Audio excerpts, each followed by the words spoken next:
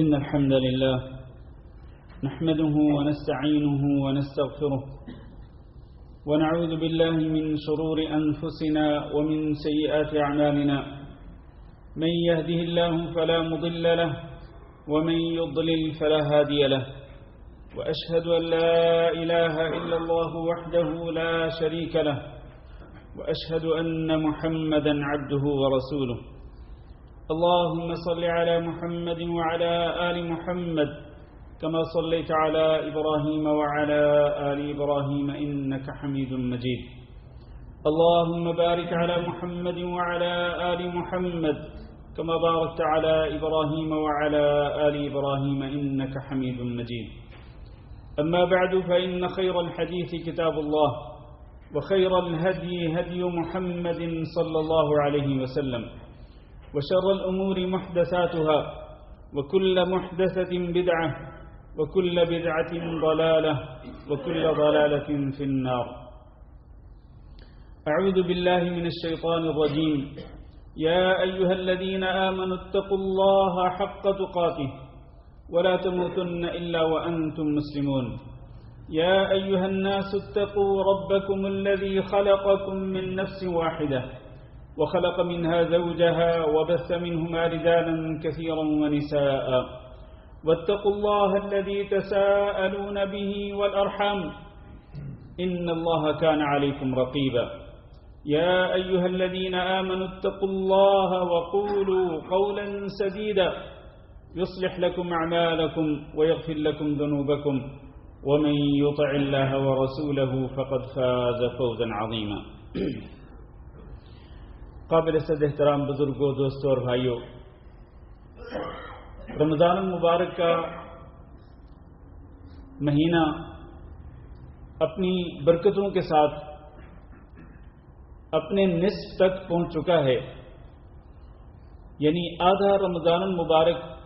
تقریباً ختم ہونے کو ہے اور دوسرا نصف اس کا باقی ہے۔ جو دوسرا نصف ہے وہ پہلے نصف سے بھی کہیں افضل ہے، کیونکہ دوسرے نصف کے اندر ہی آخری عشرہ آتا ہے اور آخری عشرے میں ہی وہ رات آتی ہے کہ جس کی عبادت 1000 مہینوں کی عبادت سے بہتر اور افضل ہے، اور آخری نصف میں ہی وہ عشرہ ہے کہ جس میں نبی صلی اللہ علیہ وسلم مکمل طور پر کمر بستہ ہو جاتے تھے اور تیار ہو جاتے تھے عبادت کرنے کے لیے، اور آپ صلی اللہ علیہ وسلم نہ صرف خود آخری عشرے کی تمام راتوں میں پوری رات جاگتے، بلکہ اس کے ساتھ ساتھ آپ صلی اللہ علیہ وسلم اپنے گھر والوں کو بھی جگاتے، گویا کہ آخری نصف جو باقی ہے وہ پچھلے نصف کے اندر ہونے والی کمی کوتاہی کو پورا کرنے کے لیے ہے۔ اب تک ہم جائزہ لیں کہ ہم سے کتنی کمی کوتاہی ہو گئی ہے، اور ہم بحیثیت انسان اعتراف کرتے ہیں اس بات کا کہ ہم سے بہت کمیاں کوتاہیاں ہو گئی ہیں، اور ہم اس مہینے کا حق ادا نہیں کر سکے، روزے کا حق ادا نہیں کر سکے، اور اللہ رب العزت نے جس طرح حکم دیا نبی صلی اللہ علیہ وسلم کو اور آپ صلی اللہ علیہ وسلم پر ایمان لانے والوں کو، ہم اس طرح سے روزے نہیں رکھ رہے۔ ہمیں اپنی کمی کوتاہی کا اعتراف ہے، تو آنے والا جو نصف ہے رمضان کا وہ اس کمی کوتاہی کو پورا کرنے کے لیے کافی ہے، لہذا ہم ابھی سے کمر بستہ ہو جائیں اور ابھی سے تیار ہو جائیں، کیونکہ میرے عزیز بھائیوں، یہ رمضان کا مہینہ مغفرت کا مہینہ بھی ہے، اور نبی کریم صلی اللہ علیہ وسلم نے جب آپ صلی اللہ علیہ وسلم ممبر پہ چڑھے تو آپ صلی اللہ علیہ وسلم نے ممبر کے ہر سٹیپ پہ آمین آمین آمین کہا تھا۔ اس کے بعد جب نبی صلی اللہ علیہ وسلم سے پوچھا گیا تو آپ صلی اللہ علیہ وسلم نے فرمایا تھا کہ اللہ رب العزت اس شخص کو اپنی رحمتوں سے دور کر دے،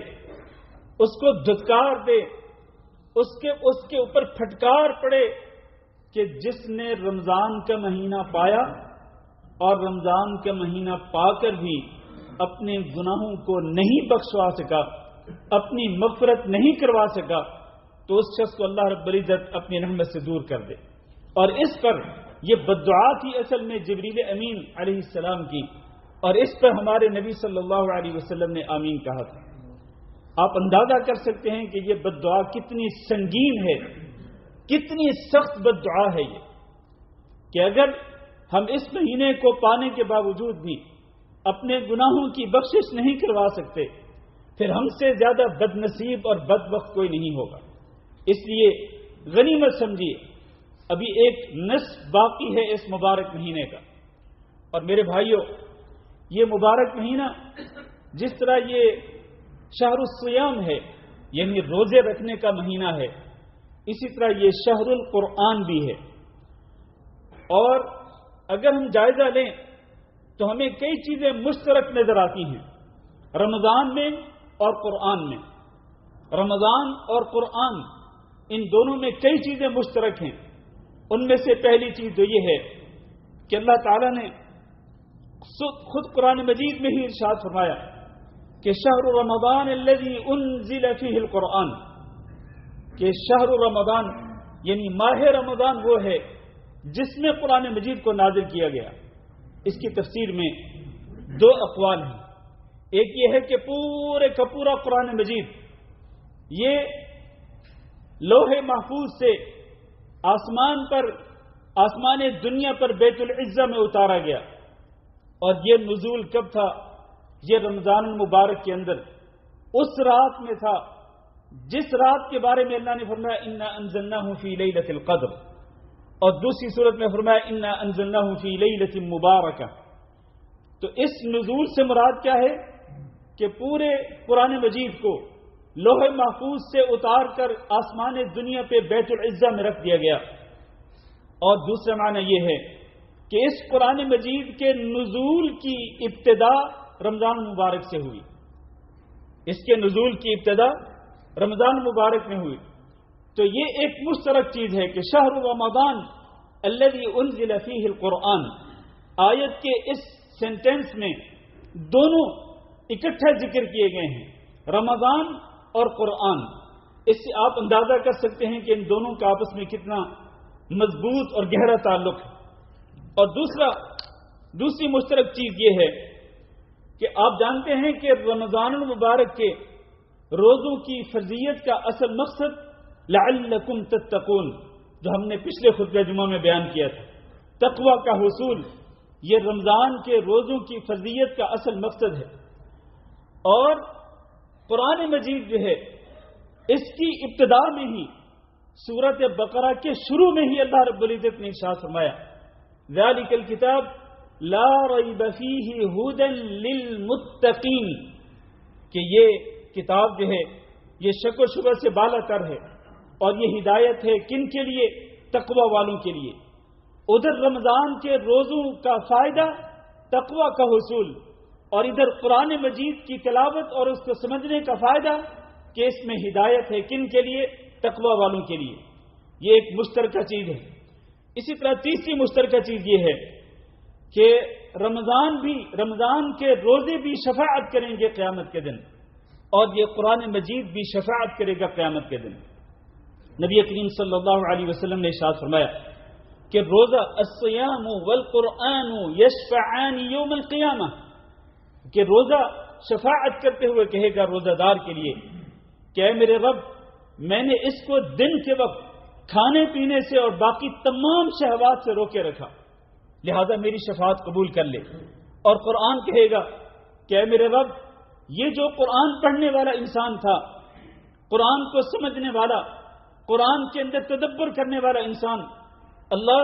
اس کو میں نے رات کے وقت سونے سے منع کیے رکھا، روکے رکھا، یہ جاگتا رہتا تھا اور جاگ کر یہ مجھے پڑھتا رہتا تھا،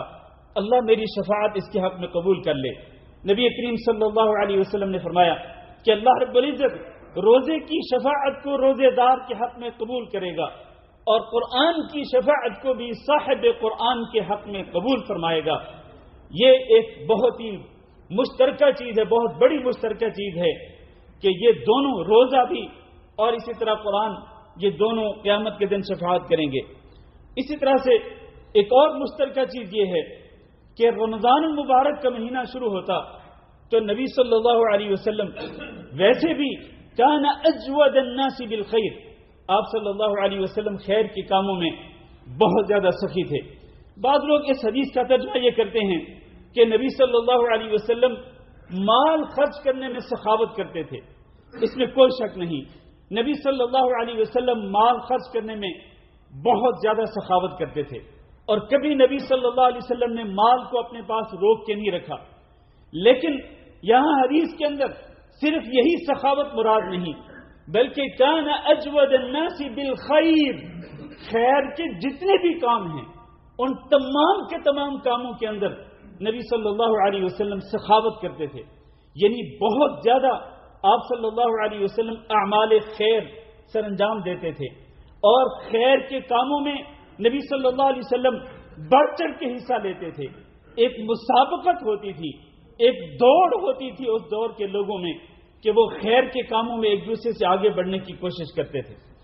تو نبی صلی اللہ علیہ وسلم خیر کے کاموں میں بہت زیادہ آگے بڑھ چڑھ کر حصہ لیتے، اور جب یہ رمضان کا مہینہ شروع ہوتا تو آپ صلی اللہ علیہ وسلم جبریل امین کے ساتھ قرآن مجید کا دور کرتے تھے۔ گویا کہ اس سے بھی یہ ثابت ہوا کہ رمضان کا اور قرآن کا بڑا گہرا تعلق ہے۔ اس گہرے تعلق کی وجہ سے ہی جبریل امین رمضان کی ہر رات کو نازل ہوتے نبی صلی اللہ علیہ وسلم پر، اور آپ صلی اللہ علیہ وسلم کے ساتھ قرآن مجید کا دور کرتے۔ اسی طرح میرے بھائیوں، آپ دیکھیں کہ قرآن مجید ہی رمضان کے اندر زیادہ پڑھا جاتا ہے۔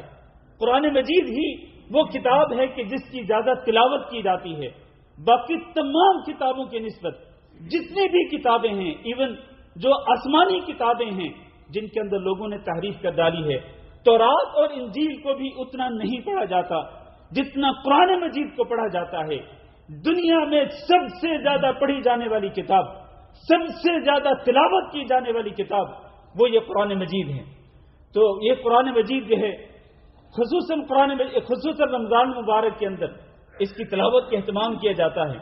اور رات کے وقت تراویح کے اندر پورے قرآن مجید کے ختم کا اہتمام کیا جاتا ہے۔ اگرچہ یہاں اتنا اہتمام نہیں ہوتا، لیکن ہمارے ملکوں کے اندر پورا اہتمام ہوتا ہے کہ حافظ قرآن نے تراویح کے اندر پورے کا پورا قرآن ختم کرنا ہوتا ہے، اور کئی لوگ تراویح کے اندر بھی ختم کرتے ہیں، اور کئی لوگ جو ہیں وہ قیام کے اندر، آخری عشرے میں قیام کے اندر بھی ختم کرتے ہیں۔ ابھی کچھ عرصہ پہلے یہاں کویت کے اندر بھی ایک مشہور شیخ تھے جو قرطبہ کے اندر تراویح پڑھاتے تھے، تو وہ رمضان مبارک کے مہینے میں 3 دفعہ قرآن مجید ختم کرتے تھے۔ وہ ڈیلی 3 پارے پڑھتے تھے نماز تراویح کے اندر، ڈیلی 3 پارے پڑھتے تھے، اور 10 دنوں کے اندر ایک ختم، پھر دوسرے عشرے کے اندر دوسرا ختم، پھر آخری عشرے کے اندر تیسرا ختم۔ تو اس طرح کے، اور دور کیوں جاتے ہیں میرے عزیز بھائیوں، ابھی پرسوں میری ایک شیخ سے ملاقات ہوئی، تو اسی قرآن کے حوالے سے بات چیت ہوئی، تو انہوں نے ڈرتے ڈرتے مجھے بتلایا اور کہا کہ حافظ صاحب میں آپ کو صرف بتلا رہا ہوں، میں یہ چیز عام لوگوں کو نہیں بتلاتا، لیکن میں صرف اس لیے بتلا رہا ہوں تاکہ آپ کے اندر بھی حوصلہ پیدا ہو،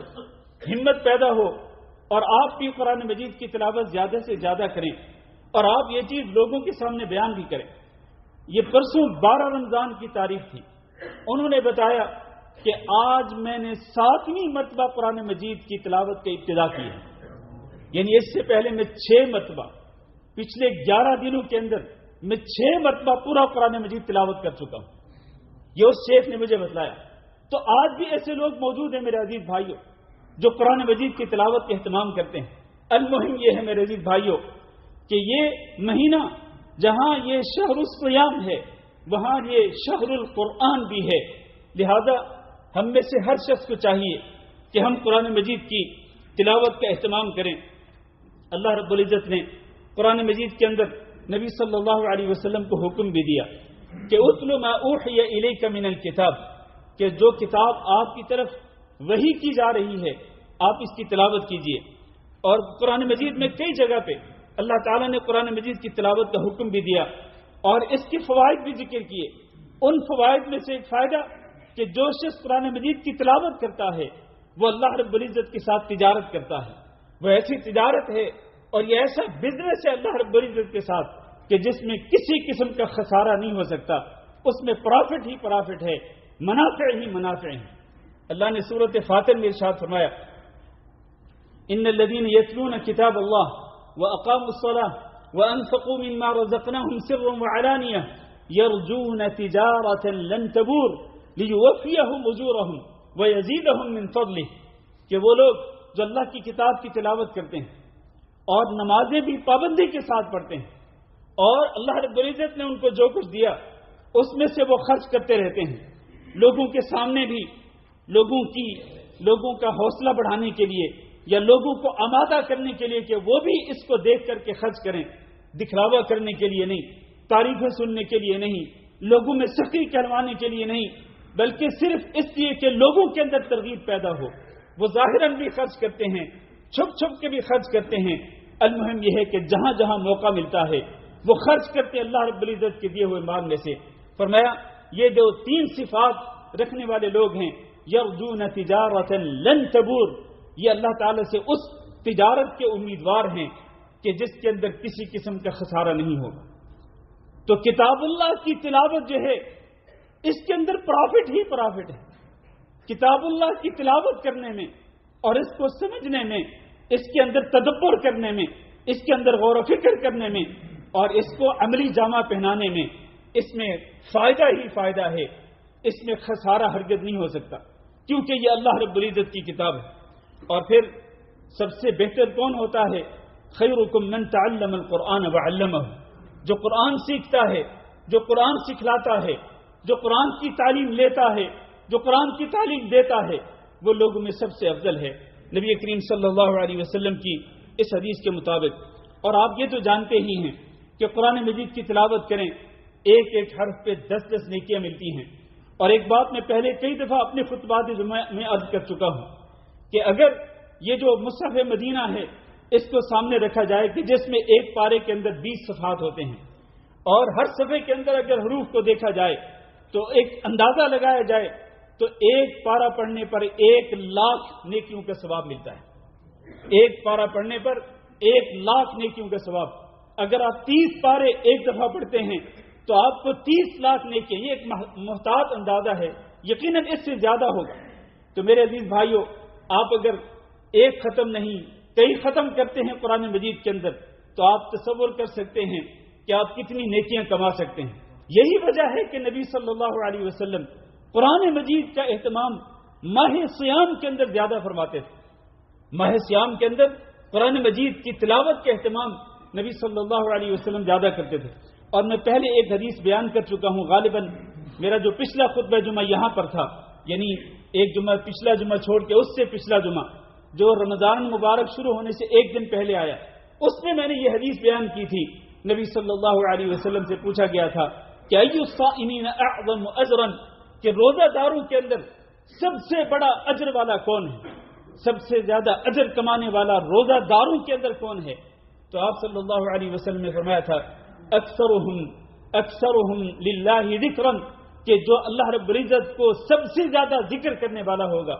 اللہ رب العزت کا ذکر سب سے زیادہ کرنے والا ہوگا، وہ لوگوں میں سب سے زیادہ، روزہ داروں میں سب سے زیادہ اجر و ثواب کمانے والا ہوگا. اور آپ جانتے ہیں کہ اللہ کے ذکر میں سب سے افضل ذکر کون سا ہے؟ وہ قرآن مجید کی تلاوت ہے. یوں آپ قرآن مجید کی تلاوت اگر زیادہ سے زیادہ کریں گے، خصوصاً روزے کے دوران دن کے وقت، تو اس میں آپ کے روزے کا اجر و ثواب بھی کئی گنا تک بڑھ جائے گا. کہ اللہ رب العزت واللہ یضاعف لمن یشاء، ایک نیکی کا اجر 10 گنا سے لے کے 700 گنا تک اور اس سے بھی زیادہ اللہ تعالیٰ جس کے لیے جتنا چاہتا ہے ایک نیکی کا اجر و ثواب بڑھا دیتا ہے. اللہ تعالیٰ سے دعا کرتے ہیں کہ اللہ ہم سب کو قرآن مجید کو زیادہ سے زیادہ پڑھنے کی توفیق دے، اور نہ صرف پڑھنے کی توفیق دے، اللہ ہم سب کو قرآن مجید کو سمجھنے کی بھی توفیق دے، اور اللہ ہم سب کو اس قرآن مجید کو اپنا دستور حیات بنانے کی توفیق دے کہ ہم پوری زندگی اپنی پوری زندگی اور زندگی کے تمام معمولات ہم اس قرآن مجید کے مطابق بنائیں، قرآن مجید کی تعلیمات کے مطابق زندگی بسر کریں، اسی میں ہمارے لیے خیر و بھلائی ہے، دنیا کے اندر بھی اور آخرت کے اندر بھی۔ اللہ تعالی ہم سب کو اس کی توفیق دے۔ استغفر اللہ لی ولکم ولسائر المسلمین فاستغفروہ انہ هو الغفور الرحیم۔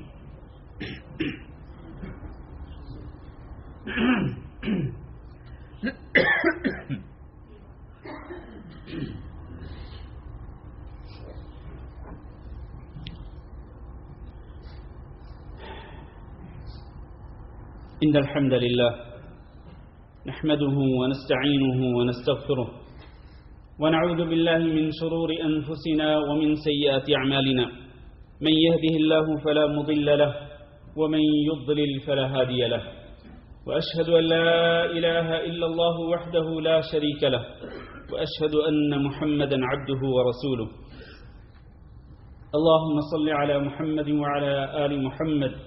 كما صليت على إبراهيم وعلى آل إبراهيم إنك حميد مجيد اللهم بارك على محمد وعلى آل محمد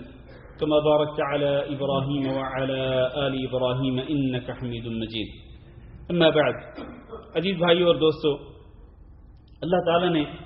قرآن مجید میں ارشاد فرمایا یا ایھا الناس قد جاءتکم موعظۃ من ربکم وشفاء لما فی الصدور وہدی ورحمۃ للمؤمنین۔ اے لوگو، اور یہ خطاب سب لوگوں کے لیے ہے، اہل ایمان کے لیے بھی اور اہل کفر کے لیے بھی۔ قد جاءتکم موعظۃ من ربکم، تمہارے پاس تمہارے رب کی طرف سے ایک نصیحت آ چکی۔ اس سے ثابت ہوا کہ یہ قرآن مجید کتاب نصیحت ہے۔ جو شخص نصیحت حاصل کرنا چاہتا ہو اس کے لیے سب سے بہتر کتاب قرآن مجید ہے۔ جو شخص اس بات کی شکایت کرتا ہو کہ میرا دل سخت ہو چکا ہے، میں سنگ دل ہو چکا ہوں، میرے دل کے اندر نرمی پیدا نہیں ہو رہی اور میری آنکھوں سے آنسو نہیں آتے، اللہ کے سامنے کبھی گڑ گڑا کر رو رو کر معافی مانگنا نصیب نہیں ہوتا، میں رونے کی کوشش بھی کرتا ہوں، رونا پھر بھی نہیں آتا، آنسو نکالنے کی کوشش کرتا ہوں، آنسو پھر بھی نہیں بہتے آنکھوں سے، تو اس کے لیے سب سے بہترین نسخہ جو ہے اپنے دل کو نرم کرنے کا اور اپنی آنکھوں سے آنسو بہانے کے لیے، نصیحت حاصل کرنے کے لیے سب سے بہتر چیز یہ ہے کہ وہ کتاب اللہ کے ساتھ، اللہ کے قرآن کے ساتھ دل لگائے، اس قرآن کو زیادہ سے زیادہ اٹھا کے پڑھے اور اس کے اندر پھر غور و فکر کرے، اس کو سمجھنے کی کوشش کرے۔ یقینی طور پر دنیا کے اندر اس سے بڑی نصیحت کی کتاب کوئی نہیں ہو سکتی ہے، یہ سب سے بڑی نصیحت کی کتاب ہے۔ پھر آگے فرمایا وشفاء لما فی الصدور، سینوں کے اندر جو بیماریاں ہوتی ہیں ان بیماریوں کا علاج بھی اسی قرآن مجید کے اندر موجود ہے۔ آج اگر ہم اس قرآن مجید کو پڑھیں اور قرآن مجید کو سمجھیں اور پھر قرآن مجید پہ عمل کریں، یقین مانیں ہمارے سینے ان بیماریوں سے پاک ہو سکتے ہیں جو بیماریاں ہم نے اپنے سینوں کے اندر کوٹ کوٹ کے بھری ہوئی ہیں۔ یہ بغض اور یہ قدورتیں اور یہ نفرتیں اور یہ چیزیں جو ہم نے اپنے دلوں کے اندر پالی ہوئی ہیں، اپنی قریبی رشتہ داروں کے متعلق، اپنے مسلمان بھائیوں کے متعلق، یہ ساری کی ساری بیماریاں دلوں سے پاک ہو سکتی ہیں، دلوں سے دھل سکتی ہیں اگر ہم اس قرآن مجید کو شوق کے ساتھ، رغبت کے ساتھ اس کو پڑھیں اور پڑھ کر اس کو سمجھیں اور سمجھ کر اس پہ عمل کریں تو ہمارے دلوں کی صفائی اور تطہیر بھی ہو سکتی ہے، دلوں کی بیماریاں بھی ختم ہو سکتی ہیں۔ اور تیسری چیز فرمایا وہودن، اور اس میں قرآن مجید کے اندر ہدایت بھی ہے۔ یوں یہ کتاب ہدایت بھی ہے، ہدایت کا سرچشمہ یہ کتاب اللہ ہے۔ جو شخص ہدایت کا متلاشی ہو، جو شخص ہدایت کا طلبگار ہو، اس کو سب کچھ چھوڑ کر قرآن مجید کو اپنے سینے سے لگا لینا چاہیے۔ اس قرآن مجید کو وہ پڑھے، اس قرآن مجید کو وہ سمجھے، اس کے اندر تدبر اور غور و فکر کرے۔ اللہ نے وعدہ کیا ہے ان ھذا القرآن یہدی للتی ہی اقوم، کہ یہ قرآن ہدایت دیتا ہے اس راستے کی طرف جو راستہ بالکل سیدھا ہے، بہت ہی مضبوط راستہ ہے، جو انسان کو اللہ کی رضا تک پہنچاتا ہے، جو انسان کو جنت تک پہنچانے والا ہے۔ اس راستے کی رہنمائی اگر مطلوب ہو تو آپ اس کتاب کو اٹھائیں، اس کو پڑھیں، زحمت کریں، دنیا کے اشغال سے اپنے لیے کچھ وقت نکالیں، اپنے لیے نہیں بلکہ اللہ کی اس کتاب کے لیے وقت نکالیں، کچھ وقت آپ اس کتاب کو دیا کریں۔ اور یاد رکھیں یہ صرف رمضان کا مہینہ ہی نہیں قرآن مجید کی تلاوت کے لیے، بلکہ رمضان کا مہینہ گزرنے کے بعد بھی باقی جو 11 مہینے ہیں، ان 11 مہینوں کے اندر بھی انسان کو قرآن مجید کے ساتھ دل لگانا چاہیے اور اس کے ساتھ جڑے رہنا چاہیے، اس کے ساتھ گہرا ربط اور تعلق قائم کرنا چاہیے، تاکہ انسان راہ راست پہ قائم رہے، ہدایت کے راستے پہ قائم رہے۔ اور آخری بات، اللہ نے فرمایا وَرَحْمَةٌ لِّلْمُؤْمِنِينَ، یہ کتاب جو ہے یہ مومنوں کے لیے باعث رحمت بھی ہے۔ آپ اللہ کی رحمت کے امیدوار ہیں، آپ اللہ رب العزت کی رحمت کے طلبگار ہیں کہ اللہ کی رحمت ہمیں حاصل ہو، تو میرے بھائیو اس کے لیے بھی آپ کو کتاب اللہ کی طرف رجوع کرنا پڑے گا، اور کتاب اللہ کو اٹھا کر اس کی تلاوت کرنی ہوگی، اس کو پڑھنا ہوگا، اس کو سمجھنا ہوگا۔ یہ اور اس کے علاوہ اس قرآن مجید کے بے شمار فوائد، جن کو اس خطبہ جمعہ کے مختصر سے وقت کے اندر ان کا احاطہ کرنا ممکن نہیں ہے۔ یہ سارے کے سارے فضائل جو میں نے ذکر کیے اور جو میں نے ذکر نہیں کیے، یہ ہم سب کو دعوت دے رہے ہیں کہ آؤ مسلمانوں، ہدایت چاہتے ہو تو اس قرآن مجید کو اٹھا لو، اللہ رب العزت کی رحمت کے طلبگار ہو تو آؤ اس کتاب کو اٹھا لو۔ تو میرے بھائیوں، ہمیں کوشش کرنی چاہیے کہ رمضان مبارک کے جو بقیہ ایام ہیں، ہم ان ایام کے اندر بھی اور اسی طرح سال کے 12 مہینوں کے اندر بھی ہم قرآن مجید کا خاص طور پر اہتمام کریں، اس لیے کہ قرآن مجید کو پڑھنے والے، قرآن مجید کے ساتھ دل لگانے والے اور قرآن مجید کو باعث ہدایت سمجھ کر اس سے ہدایت لینے والے، باعث رحمت سمجھ کر اس سے رحمتیں لینے والے جو لوگ ہیں، یہ اصل میں اہل اللہ ہیں، اللہ کے خاص بندے ہوتے ہیں، جن کو رسول اکرم صلی اللہ علیہ وسلم نے اہل اللہ و خاصۃ قرار دیا۔ آخر میں ایک حدیث ذکر کر کے میں خطبہ جمعہ ختم کرتا ہوں۔ حضرت ابو شریح الخزاعی رضی اللہ تعالیٰ عنہ بیان کرتے ہیں کہ رسول اکرم صلی اللہ علیہ وسلم ہمارے پاس تشریف لائے، آپ نے فرمایا ابشروا ابشروا، خوش ہو جاؤ، خوش ہو جاؤ، الیس تشہدون ان لا الہ الا اللہ وانی رسول اللہ، کیا تم گواہی نہیں دیتے ہو کہ اللہ کے سوا کوئی معبود برحق نہیں اور میں اللہ کا رسول ہوں؟ صحابہ کرام نے کہا کیوں نہیں؟ تو اس کے بعد نبی صلی اللہ علیہ وسلم نے ان کو ارشاد فرمایا فإن هذا القرآن سبب طرفه بيد الله وطرفه بأيديكم فتمسكوا به فإنكم لن تضلوا ولن تهلكوا بعده أبدا۔ یہ قرآن مجید اللہ کی ایک مضبوط رسی ہے جس کا ایک سرا اللہ کے ہاتھ میں ہے اور اس کا دوسرا سرا تمہارے ہاتھوں میں ہے۔ فتمسكوا به، اس اللہ کی رسی کو، جو اس کا جو سرا تمہارے ہاتھوں کے اندر ہے، اس کو مضبوطی سے تھام لو، مضبوطی سے پکڑ لو۔ فإنكم لن تضلوا ولن تهلكوا بعده أبدا، تم کبھی گمراہ نہیں ہوگے اور کبھی ہلاک نہیں ہوگے۔ دو باتیں ارشاد فرمائیں، ہلاک بھی نہیں ہوگے، گمراہ بھی نہیں ہوگے۔ ہلاکت سے بچنا چاہتے ہیں، گمراہی سے بچنا چاہتے ہیں، تو پھر ہمیں اس قرآن مجید کو ہمیشہ ہمیشہ کے لیے مضبوطی سے تھامنا ہوگا۔ اللہ تعالیٰ سے دعا کرتے ہیں کہ اللہ ہم سب کو اور پوری امت اسلامیہ کو قرآن مجید کی طرف لوٹنے کی توفیق دے، اور اللہ ہم سب کو اس قرآن مجید کا حق ادا کرنے کی توفیق دے۔ یہ کتاب جو ہے اس کا ہمارے اوپر بہت بڑا حق ہے، یہ اللہ کی طرف سے آئی ہوئی کتاب ہے، اللہ کی طرف سے آئی ہوئی چٹھی ہے۔ ہم اس کو پڑھیں اور اس کو پڑھ کے سمجھیں، سمجھ کے اس پہ عمل کریں، اسی میں ہی خیر و بھلائی ہے۔ اللہ تعالی ہم سب کو قرآن مجید کی برکتیں حاصل کرنے کی توفیق دے۔ اللهم اغفر لنا وللمؤمنين والمؤمنات وللمسلمين والمسلمات الأحياء منهم والأموات. اللهم إنا نسألك العفو والعافية والمعافاة الدائمة في الدنيا والآخرة. اللهم إنا نسألك رضاك والجنة ونعوذ بك من سخطك والنار. اللهم فرج همومنا ونفس كروبنا واشف مرضانا وارحم موتانا وأصلح أولادنا واقض حاجاتنا يا قاضي الحاجات يا رب العالمين. اللهم اقض حاجاتنا برحمتك يا أرحم الراحمين. ربنا آتنا في الدنيا حسنة وفي الآخرة حسنة وقنا عذاب النار.